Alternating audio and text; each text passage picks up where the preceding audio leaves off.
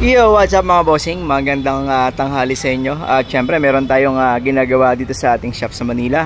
Isang Hilux mga bossing, Toyota Hilux. Ang issue nito ay wala ng refrigerant, kaya walang lamig. Okay, so may butas sa ating evaporator, kaya nagpalit tayo ng panibagong evaporator dito mga bossing sa ating Toyota Hilux. At ito yung kanyang evaporator. Ay mga bossing, no?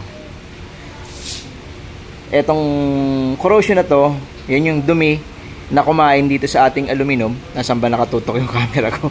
Okay, so yun yung sumisira sa ating evaporator, yung dumi. Kaya dapat nagpapamaintain din kayo ng cleaning, syempre para wag kainin yung ating aluminum ng ating dumi. Dahil yun lang naman ang bubutas dyan sa ating evaporator mga bossing.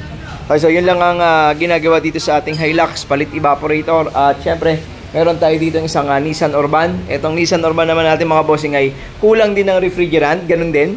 Pero ang history naman ito ay bagong palit daw ang compressor. Mga hindi naman bago kasi mga 1 taon na lampas mga bossing. Pero may leak. Ang sabi niya ay original daw tong kinabit, pero bakit 1 taon lang lampas, nabutas na. So hindi tayo maniniwalang original yan, no? Kasi ang original, at least man lang yung 5 taon pataas, kaya niyang abutin yung buhay. Kahit sabihin mo na medyo hindi naman ganun kadumi mga boss, oh. Pero dapat nagpapamaintain pa rin kayo ng cleaning kasi yun pa rin yung punot dulo dyan. O kung halimbawang replacement na yung pyesa mo, hindi na ganun katibay, tas hindi ka pa magpapamaintain ng cleaning, ay huwag kang umasa na tatagal yung evaporator, no? Kumbaga dapat yan, nalilinis din yan. Ayun, yung mga corrosion na yan, buhay eh. At sinabay na rin natin mga bossing yung ating general cleaning sa kanya. Syempre, pinull out na natin ang kanyang compressor, ang condenser para ma-flashing. Ang kalaban lang dito sa ating ganitong mga Urban ay tanggal pa ang ating alternator pag binunot yung ating compressor. Siyempre nakita rin natin na may problema yung pulley. Sinabay na rin natin palitan ng panibagong pulley yan. Kaya ayun, gasos yung may-ari. Mga bossing, gasos siya.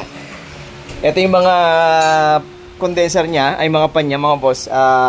Hindi rin gumagana kasi yung isang side ng kanyang pan. Kaya, syempre, nag-advise din tayong palitan yung pan. Hindi gumagana eh. Yung mga ganito mga boss kasi, kapapalit lang daw niya. Ito kasi yung mga lumalabas sa market natin ngayon eh. Yan. Mga 10 blades na tinatawag na universal. So, pwede naman talagang kuhain yan dito.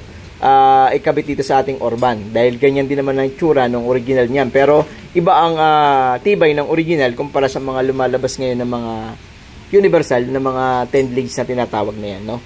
Kaya ito, wala pang 1 buwan o 1 buwan pa lang daw. Mukha naman bago talaga kaso medyo natalsikan na ng putik. Kaya mukhang luma. Pero siyang nagsabi na mga 1 buwan pa lang yung kanyang pan na yan. Pero papalitan ulit natin ng panibago yan at hindi na ganyan brand.